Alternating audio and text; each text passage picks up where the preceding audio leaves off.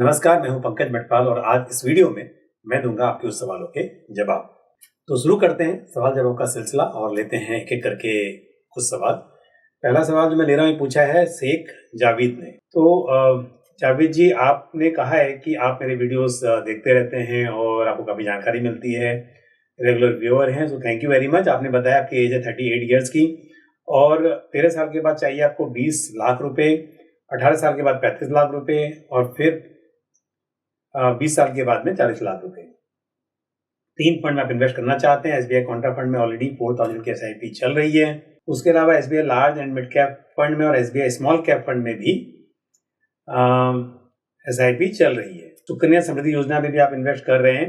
आपने लिखा है 2500 प्लस 2000। ये 2500 प्लस 2000 जो है ये आपका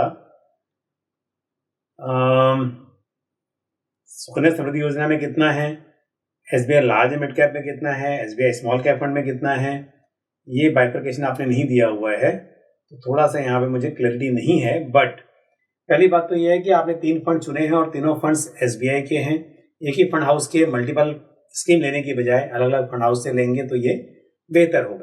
दूसरी बात ये भी है कि आपने जो गोल चुने हैं और जो अमाउंट चुना है, क्या ये सफिशिएंट होगा? आपने इन्फ्लेशन को इसमें कंसिडर किया है कि नहीं किया है, वो भी आप देखिए। क्योंकि अगर आप कह रहे हैं कि 20 साल के बाद 40 लाख चाहिए, ये किस गोल के लिए चाहिए मुझे नहीं पता, बट अगर आप इन्फ्लेशन 6% भी लगाकर चलें तो आप देखेंगे कि 40 लाख रुपए 20 साल के बाद इसकी वैल्यू काफी कम हो जाएगी। और 6% के इन्फ्लेशन पे 20 साल के बाद 40 लाख रुपए आज के करीब 12,47,000 के आसपास होंगे। तो इसलिए यदि आप जरूरत आज के हिसाब से 12-13 लाख की है तब 40 लाख का टारगेट ठीक है, लेकिन आज के 40 लाख की आप बात कर रहे हैं तो आपको अपना टारगेट बढ़ाना होगा। दूसरी बात, आपको एसआईपी का अमाउंट काफी बढ़ाना होगा। जितना एसआईपी आप कर रहे हैं इससे दो नहीं होगा आपका गोल अचीव, लेकिन आप एसआईपी का अमाउंट कितना भी बढ़ा सकते हैं वो बढ़ाइए। और साथ ही आप 10% से अगर मुमकिन हो तो स्टेप अप भी कर लें ताकि आप अच्छी राशि इकट्ठा कर सकें। एसबीआई कॉन्ट्रा फंड में 4000 की एसआईपी है, इसको आप जारी रखें। लेकिन इसके अलावा जो आप फंड ऐड कर रहे हैं, पहली बात तो यह है किसी और फंड हाउस के फंड आप ले सकते हैं और आप मल्टीपल फंड लेने के बजाय मेरे हिसाब से एक मल्टी कैप फंड ले लीजिए। तो मल्टी कैप में आपको large cap, mid cap, small cap सभी कुछ मिल जाएगा, क्योंकि अमाउंट भी बहुत बड़ा नहीं है तो एक फंड में ही काफी हो सकता है। मल्टी कैप के लिए कोटक मल्टी कैप फंड को आप चुन सकते हैं। तो कोटक मल्टी कैप के जरिए आपको large cap, mid cap, small cap का एक्सपोजर मिलेगा ही, और साथ में कॉन्ट्रा रेंज स्टाइल वाला फंड आपके पोर्टफोलियो में ऑलरेडी है, तो ये स्ट्रेटेजी बेहतर साबित हो सकती है। अगला सवाल जो मैं ले रहा हूँ ये पूछा है मलय चक्रवर्ती ने और आप आसनसोल से आपने अपना सवाल भेजा है। 2023 से आप म्यूचुअल फंड में निवेश कर रहे हैं और आपके पास है एचडीएफसी फ्लेक्सी कैप फंड जहां पे 2000 की एसआईपी हो रही है, ICICI Prudential large mid cap fund में 2000 रुपीज की, टाटा स्मॉल कैप फंड में 2000, Nippon India large cap fund में 2000 और Nippon India multi cap fund में 2500 रुपीज की एसआईपी है। साथ ही ICICI Prudential value discovery fund भी आपके पास है जिसमें 2500 की एसआईपी अलग अलग टाइम पे आपने फंड किए हैं। कुछ 2023 से स्टार्ट किए हैं, कुछ 2024 में भी आपने स्टार्ट किए हैं। पर पहली बात यह है कि आपका पोर्टफोलियो अच्छा है, आपके पास में वैल्यू फंड भी है, plus large cap, mid cap, small cap सभी तरह के मार्केट कैप में आपका एक्सपोजर है। तो घबराने की जरूरत बिल्कुल भी नहीं है। हो सकता है कि आपने निवेश क्योंकि 2023 में किया है तो प्रॉफिट ज्यादा नहीं दिखाई दे रहा हो या नुकसान भी यहाँ पर दिखाई दे सकता है, बट अगर नजरिया आपका लॉन्ग टर्म का है, कम से कम 5 साल का नजरिया होना चाहिए, तो ऐसे में कोई बदलाव की जरूरत नहीं है। इन्हीं फंड के साथ आप आगे बढ़ सकते हैं। अगर 13,000 की एसआईपी आप कर रहे हैं तो 10 साल में 12% के सीएजीआर पर करीब 29 लाख रुपए इकट्ठा हो सकते हैं। तो मेरी राय ये होगी कि आप 10% से स्टेप अप भी करें ताकि उसी अवधि में 10 ईयर्स में आपके पास करीब 42 लाख रुपीज या उससे थोड़ा अधिक इकट्ठा हो सकते हैं। तो स्टेप अप जरूर करें। फंड की चॉइस सही है, कोई बदलाव की जरूरत नहीं है। पैसा और बढ़ाना हो, अगर आपको टॉपअप करना हो तो एचडीएफसी फ्लेक्सी कैप में बढ़ा सकते हैं, ICICI Prudential large mid cap fund में भी आप अमाउंट बढ़ा सकते हैं, और साथ ही Nippon India multi cap fund और ICICI Prudential value discovery fund, इनमें भी एसआईपी अमाउंट बढ़ाया जा सकता है। तो इन फंड्स में और थोड़ा सा टॉपअप कर लें। अगर आपके पास थोड़ा पैसा अवेलेबल है और मार्केट नीचे है तो इनमें आप थोड़ा सा टॉपअप में भी मतलब लमसम में भी टॉपअप कर सकते हैं। और एसआईपी बढ़ानी हो तो भी इन स्कीम में बढ़ाया जा सकता है। All the best to you. अब बढ़ते हैं आगे। अगला सवाल मैं ले रहा हूँ, ये पूछा है शमशेर ने। शमशेर जी, आपने बताया कि एसबीआई स्मॉल कैप फंड में 1500 की एसआईपी है, पराग पारिक फ्लेक्सी कैप फंड में 4000 rupees, Motilal Oswal mid cap fund में 1000, ICICI prudential blue chip fund में 1000। तो आपके पास फ्लेक्सी कैप है, आपके पास लार्ज एंड नहीं, आपके पास लार्ज कैप फंड भी है, ब्लू चिप फंड, और मिड कैप फंड है, स्मॉल कैप फंड भी है। और ओवरलैप की आप बात कर रहे हैं तो बिल्कुल भी नहीं, आपका पोर्टफोलियो बहुत ही वेल डाइवर्सिफाइड है और एलोकेशन भी ठीक है आपका। साथ ही यूलिप में आप निवेश कर रहे हैं 2610 per month. Total SIP amount जो है आपकी 10,110 हो रही है, यूलिप को पकड़ के आप बता रहे हैं मुझे। एज है आपकी 35 ईयर्स की और 1.5 करोड़ का आपका टारगेट है। 5 स्टेप अप लिखा है आपने, मतलब 5% से स्टेप अप आप कर रहे हैं। 20 साल का आपका नजरिया है और यूलिप है आपका click to wealth. Parag Parikh flexi cap और ब्लू चिप में ओवरलैप है क्या सर, ये आप पूछ रहे हैं मेरे से। और पराग पारिक और ब्लू चिप में कितना ओवरलैप है ये आप जानना चाहते हैं तो क्योंकि पराग पारिक फ्लेक्सी कैप फंड में लार्ज कैप एलोकेशन है और ब्लू चिप फंड टोटली एक लार्ज कैप फंड है, तो काफ़ी स्टॉक्स यहाँ पर सिमिलर दिखाई दे रहे हैं, लेकिन घबराने की बात नहीं है। फ्लेक्सी कैप फंड में फंड मैनेजर्स समय समय पर बदलाव करेंगे और मार्केट कैप में भी यहाँ पर डाइवर्सिफिकेशन होगा, चेंजेस होंगे। ऊपर से आप देखेंगे तो पराग पारिक फ्लेक्सी कैप फंड में इंटरनेशनल एक्सपोजर भी है, तो दोनों फंड्स अपनी जगह पे बिल्कुल अलग हैं और यहाँ पर कोई भी चेंजेस की ज़रूरत नहीं है, आप इनके साथ आगे बढ़ सकते हैं।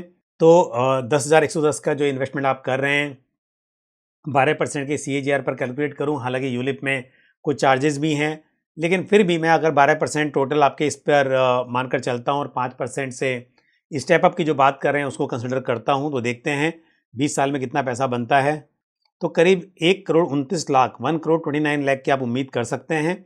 मैं कहूँगा कि स्टेप अप अगर हो सके 5 की जगह आप 10% का कर लें तो उसी अवधि में करीब 1 करोड़ 88 लाख रुपीज़ आप इकट्ठा कर पाएंगे। तो इसके लिए जितना भी हो सके 5% फिलहाल ठीक है, आगे चलकर आप 10% भी कर सकते हैं। जब आपकी इनकम और ज़्यादा बढ़े तो इन्वेस्टमेंट को बढ़ाते रहिए ताकि लॉन्ग टर्म में ज़्यादा पैसे इकट्ठा कर पाएँ। मैं हमेशा कहता हूँ कि इन्फ्लेशन की वजह से पैसे की वैल्यू बहुत कम हो जाती है।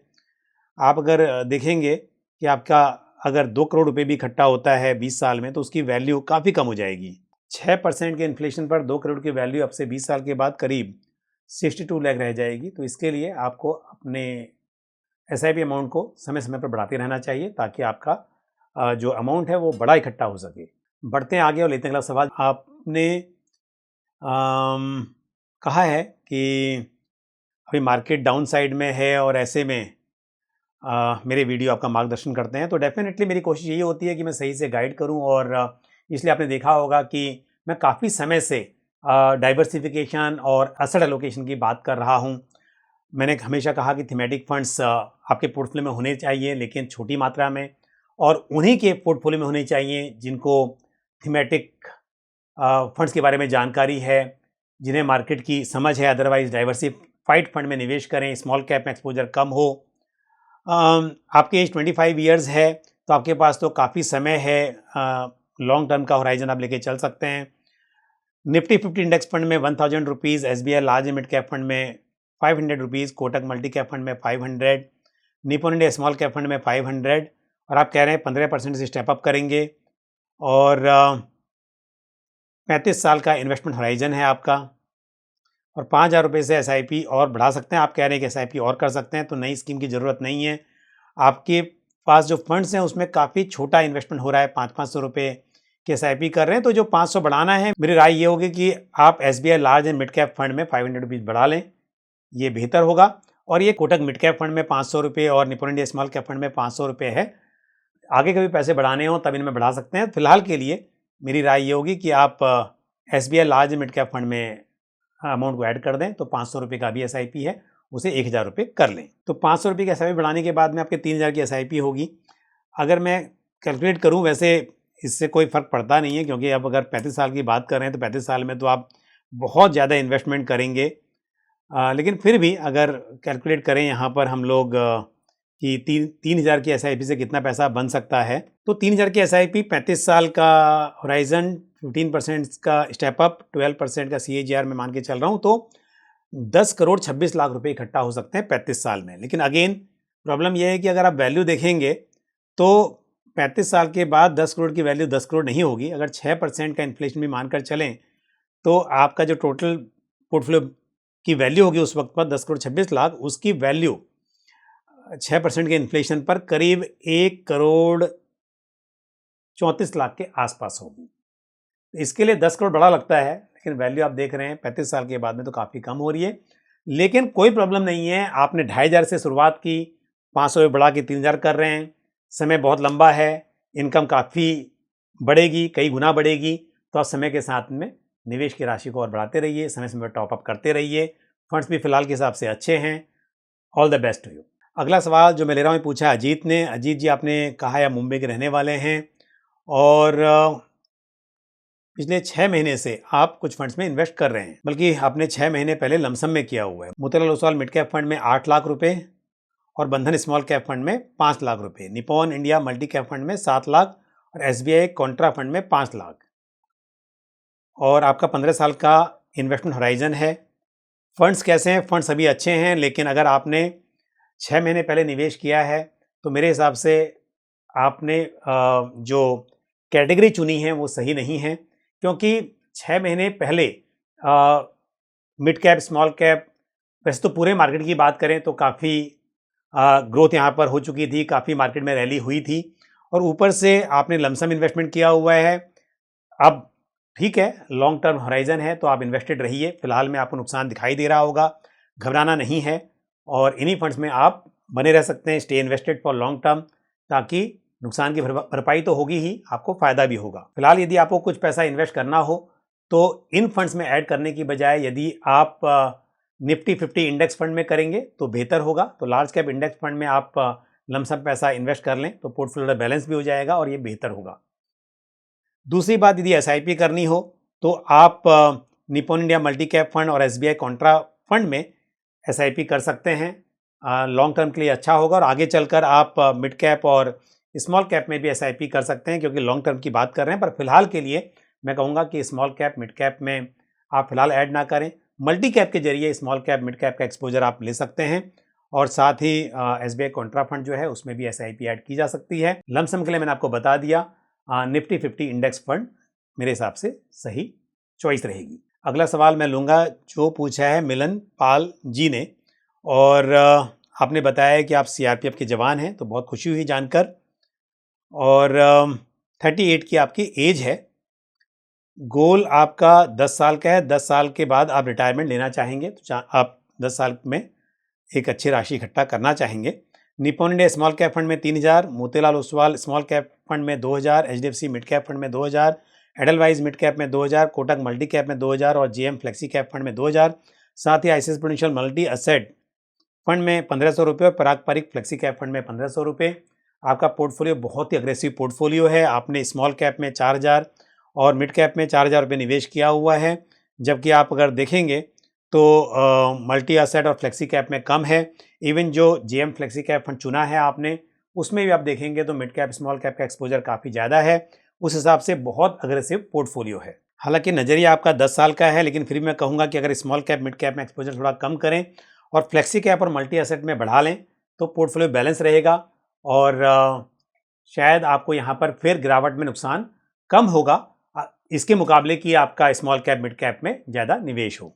और आप कह रहे हैं कि 10 साल के बाद पहले वाले जो 6 फंड हैं, यानी कि जो स्मॉल कैप मिड कैप और मल्टी कैप फंड है, उसको आप स्विच करेंगे ICICI Prudential multi asset fund में और पारंपरिक फ्लेक्सी कैप फंड में, और वहाँ से आप एसडब्ल्यूपी करेंगे। तो पहली बात तो यह है कि 10 साल के बाद में कौन से फंड्स कैसा परफॉर्म करेंगे, क्या रहेगा, उस पर अगर बाद में विचार करें तो बेहतर होगा। पर फिर भी मैं बात कहूँगा कि यदि आपको एसडब्ल्यूपी करनी हो तो आपको हाइब्रिड फंड से करनी चाहिए। पारंपरिक फ्लेक्सी कैप फंड इसके लिए सही चॉइस नहीं होगी। Even ICICI Prudential multi asset fund भी सही चॉइस नहीं होगी, क्योंकि ICICI Prudential multi asset fund का मिनिमम एलोकेशन इक्विटी में 65% रहता है।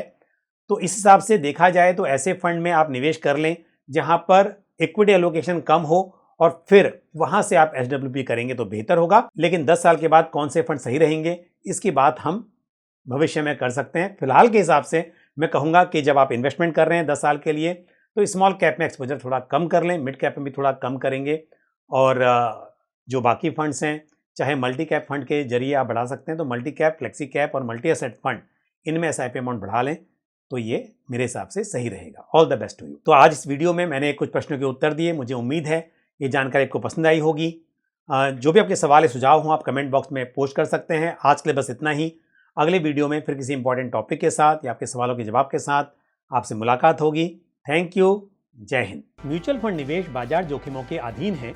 योजना से संबंधित सभी दस्तावेजों को ध्यान से पढ़ें।